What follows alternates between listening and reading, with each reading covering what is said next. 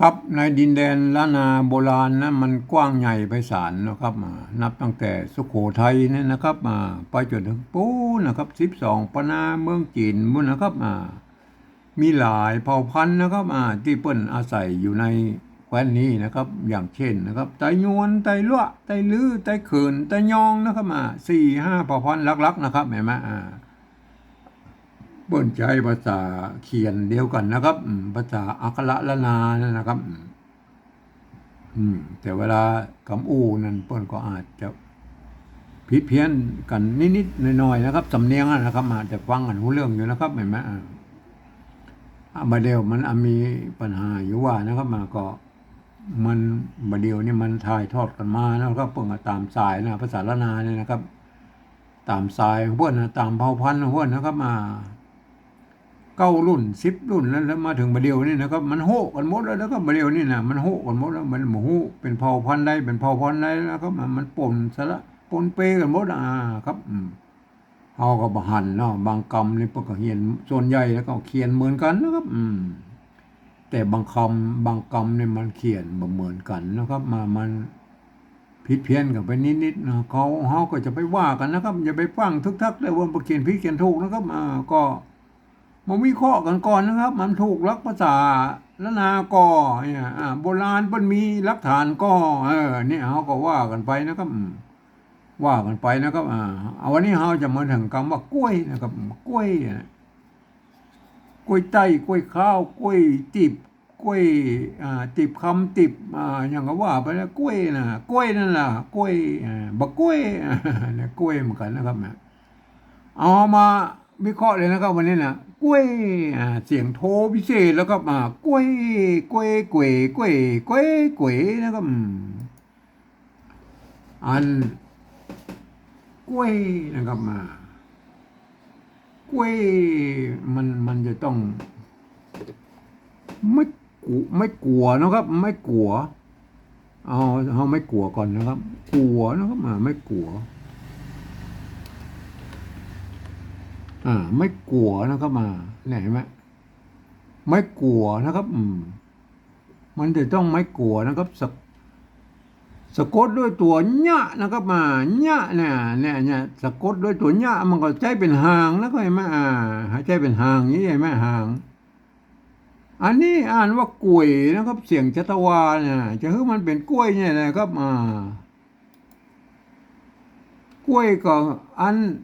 ใส่ไม้ขดจ้างกับใส่ไม้ขดจ้างกล้วยเสียงโทพิเศษนะครับเห็นไหมกล้วยได้อะไรไหมอันนี้กล้วยนะครับตัวแรกเลยไหมกล้วยได้แล้วนะครับเสียงโทพิเศษนะครับโทเมืองวัดประสิงห์ปนห้องวัดตีเพี้ยนนะครับปนห้องวัดตีเพี้ยนอันก็มันเสียงนี้มันมีในภาษาไทยนะครับเสียงโทพิเศษเสียงโทเมืองและตีเพี้ยนนะครับมันจะต้องได้ใจการปฏิวัติกันนะครับ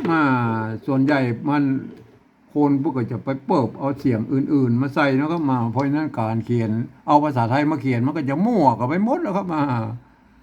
มันมั่วกันไปหมดแล้วครับเพราะนั้นผมเองนะผมรักการเรียนจะเล่าให้ฟังนะครับตัวที่2แล้วครับกล้วยอันนี้เปิดเอากำนี่นะครับเห็นไหมเปิดเอาตัวละมากำนะครับเห็นไหมก็เหมือนกับอันนี้กำว่าไก่อย่างเงี้ยนะเหมือนกันนะเห็นไหมไก่อันยังไม่ได้เปิดเอากำนะกล้วยมันก็เหมือนกันเปิดเอามากำนะครับเห็นไหมกล้วยมันก็จากไม่กลัวนั่นแหละครับไม่กลัวนั่นแหละครับแล้วก็เปิดก็ตัดออกอย่างเงี้ยแล้วมันมีเปิ้นมันมีตัวมันมีตัวสะกดเปิ้นก็ตัดออกไปเหี้ยไม่กงนั่นนะครับไม่กงไม่กงมันก็ตัดไม่กงออกไปแล้วก็เห็นไหมกล้วยใส่ไม้ขอจ้างเนี่ยได้เลยไหมกล้วยตัว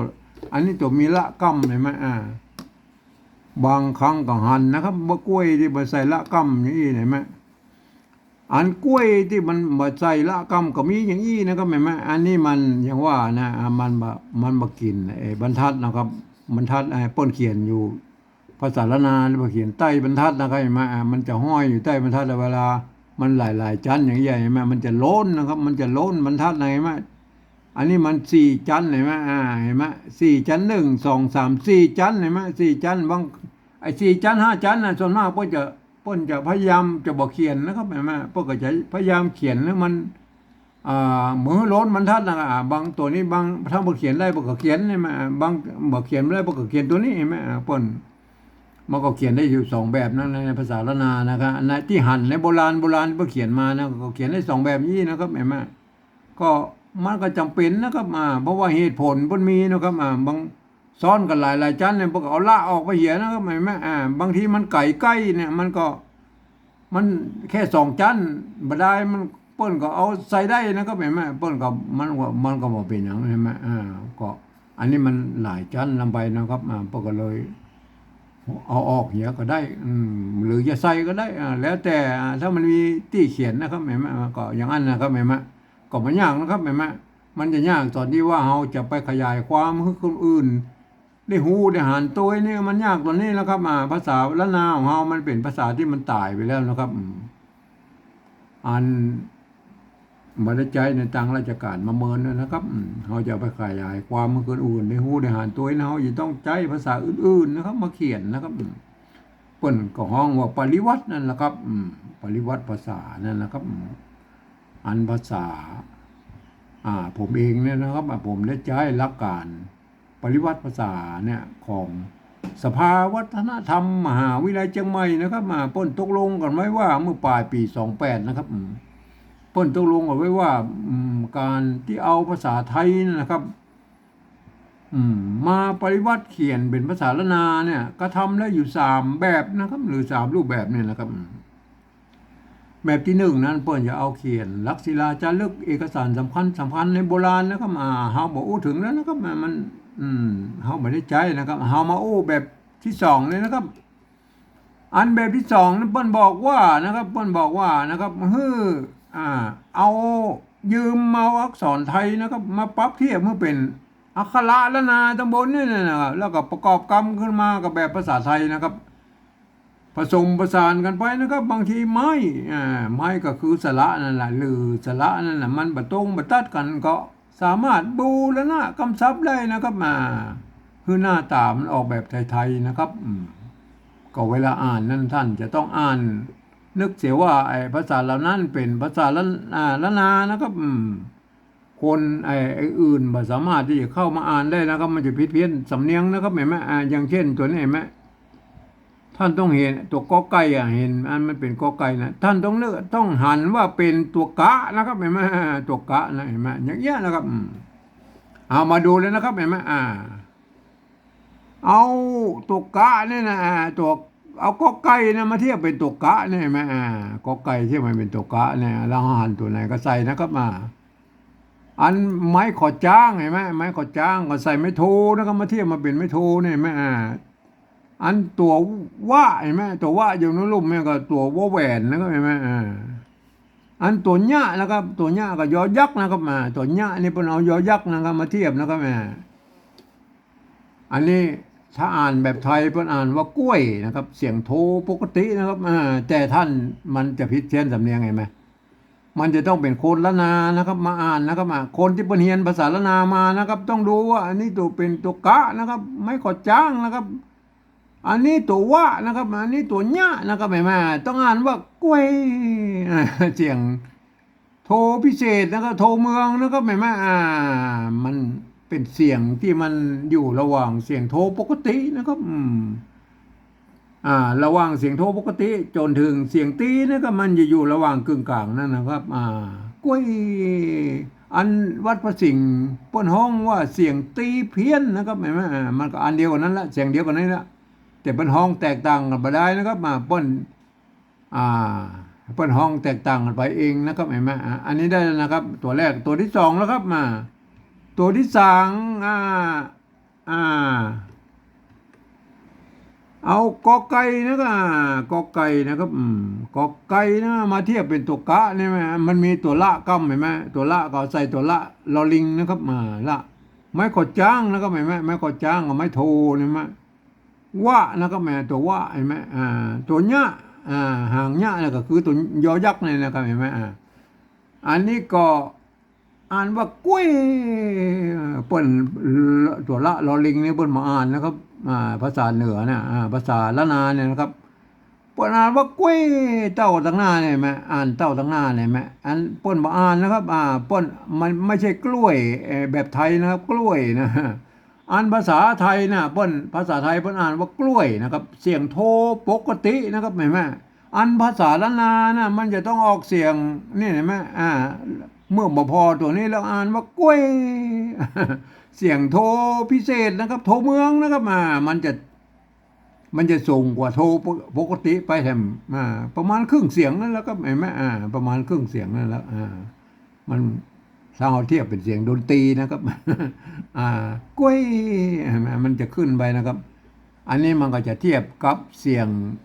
ตีตายของภาษาไทยนะครับอย่างกล้วยนักเห็นไหมเต้ากันนะครับกล้วยนิดกล้วยนบกล้วยอันอย่างมูเนี่ยเสียงตีตายนะครับมันเต้ากันนะครับเพียงแต่ว่ากล้วยนี่มันเป็นจะสระเสียงยาวนะครับไอ้นิดนักอันอย่างมูนั่นมันเป็นสระเสียงสั้นนะครับเห็นไหมเป็นสระเสียงสั้นในไทยนะครับแต่มันเสียงเต้ากันนะระดับเสียงมันเต้ากันแต่ความยาวของเสียงมันมาเต้ากันนะครับเห็นไหมเอาไปเทียบกับเสียงดนตรีนะฮะอันนี้ได้เลยนะครับเห็นไหมแบบที่สองนะครับกล้วยนะอันนี้แบบที่สองเขาได้แล้วนะครับ อันแบบที่สามนะครับแบบที่สามหลักการเป็นว่าฟังเอาเสียงภาษาละนาตำบลบุญนะครับเปิดออกมาอย่างไรก็เอาภาษาไทยเขียนไปจากนั้นนะครับแม่เอาภาษาไทยเขียนไปจากนั้นเนี่ยบ่พออย่างก็ได้นะครับเขาได้ยินว่ากล้วยกล้วยเอาเขียนได้เลยนะครับใส่ไม่โทรแล้วก็อันนี้คนไทยเพิ่นอ่านว่าอะไรเนี่ยเพิ่นอ่านว่ากล้วยเสียงโทปกตินะครับกล้วย มันบอกกล้วยเนี่ยแหละครับมันบอกกล้วยนะครับบางคนเพิ่นเอาเนี่ยเป็นกล้วย อันบานกำมืออื่นมันก็พลาบก็ไปหมดนะครับมันใส่ไม่เอกไม่เยาะไม่อะไรก็มันยุ่งยากไปหมดนะครับในผมเองเนี่ยผมใส่จุดประดับไว้นะครับมันเป็นเสียงโทพิเศษนะครับเอาจุดใส่เข้าไปเลยนะครับเห็นไหมอันนี้คือการปริวัตินะครับปริวัติก็การเปลี่ยนแปลงกับมีความหมายว่าไอ้จุดเนี่ยมันจะเป็นเสียงโทพิเศษนะครับเห็นไหมวัดพระสิงห์นะบรรจัยตัวเอียงนะครับเป็นเสียงตีเพี้ยนนะวัดพระสิงห์เชียงใหม่บรรจัยตัวเอียงนะครับเห็นไหมอันนี้หลักการของวัดพระสิงห์เป็นห้องวัดตีเพี้ยนบรรจัยตัวเอียงนะครับ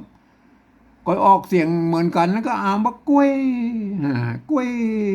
มันก็เสียงโทพิเศษโทเมืองนะครับไหนไหมอันตัวที่สองแล้วครับอันที่ตัวที่สองก็อ่านว่ากล้วยนะครับอ่านว่ากล้วยกล้วยก็เขียนนี่ครับกล้วยใช่ไหมใส่จุดนะครับใส่จุดกล้วยได้เลยไหมแต่อย่างว่ามันเฮาอ่านภาษาไทยเปิ้นเขียนแล้วมันมักงามนะเพื่อเอาละมากำนะครับอ่านภาษาไทยมันกล้วยนะครับเฮาก็อนุโลมนะครับตัวที่สองเนี่ยอนุโลมมือใส่ตัว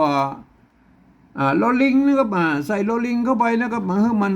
หน้าตามันคล้ายๆแบบไทยหน่อยนะครับกล้วยใส่ไม่กดจ้างย้ายมาว่านั่นแหละย้ายแล้วก็เห็นไหมได้อะไรไหมอนุโลมมือเขียนได้อย่างนี้เลยไหมกล้วยตัวละลอลิงนี่ก็ไม่ต้องไปอ่านเหมือนแบบที่สองนะครับกล้วยแบบภาษาละนานะบนมาอ่านนะครับอ่านว่ากล้วยกล้วยเสียงโทพิเศษโทเมืองนะครับในภาษาไทยผมมันมีนะในเสียงนี้นะครับเสียงกล้วยเนี่ยเห็นไหมก็ท่านก็เอาไปพิจารณากันนะครับเห็นไหมภาษาละนาพวกเขียนได้อยู่สองแบบยี่เห็นไหมท่านจะใส่ละกำหรือบ่ใส่ละกำก็สุดแล้วแต่ท่านนะครับเห็นไหมกล้วยเห็นไหมก็เอาไปพิจารณากันนะครับเห็นไหมเรื่องปริวัติภาษาเนี่ยมันก็อย่างว่ามันต่างคนก็ต่างแนวความคิดนะครับไผ่ก็จะเขียนอย่างไรก็มันก็สุดแล้วแต่นะครับในแบบของผมสิ่งเนี่ยผมจะเขียนอย่างนี้นะครับของท่านได้หับหูไว้ตัวนะครับในวัดพระสิงห์บรรจัยตัวเอียงนะครับเสียงกล้วยเสียงโทพิเศษนะครับใครจะใจอย่างไรก็สุดแล้วแต่ท่านนะครับเพราะว่ามันยังไม่มีกำหนด กฎเกณฑ์อย่างเตื้อนะครับมาที่จะมายึดโยงในเสียงเหล่านี้นะครับเห็นไหมถ้าอยากจะได้ก็มาตกลงกันก่อนก็ได้นะครับเห็นไหมจะเอาอย่างไรนะครับก็วันนี้ผมก็ขอบรรยายเพียงแค่นี้ไปก่อนนะครับ